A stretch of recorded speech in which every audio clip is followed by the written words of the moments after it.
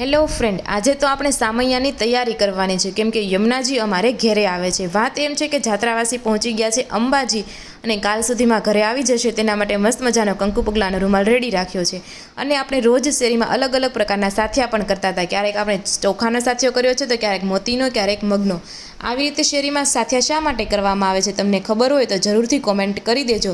અને સાથિયા કરતાં કરતાં જ્યાં પહોંચીએ ત્યાં સુધી આપણે સામૈયા કરવાના હોય છે। બીજી તૈયારી પણ કરી નાખી છે। લોટી લઈ લીધી છે પગ ધોવા માટે, 2-3 ત્રાસ લઈ લીધા છે કંકુ પગલા માટે અને પગ ધોવા માટે। દીવો રેડી કરી રાખ્યો છે આરતી માટે અને કંકાવટીની થાળી રેડી થઈ ગઈ છે અને ખાસ આપણું સામૈયું પણ રેડી થઈ ગયું છે ઈંઢોણી સાથે।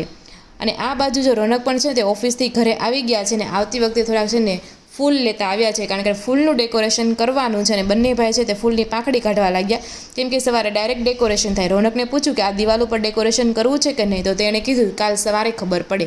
અને આ બાજુ આપણે થાળીમાં છે ને કંકુ પણ ઘોળી રાખ્યું છે કંકુ પગલા માટે કેમ કે કંકુને ઘોળતા છે ને બહુ વાર લાગે છે।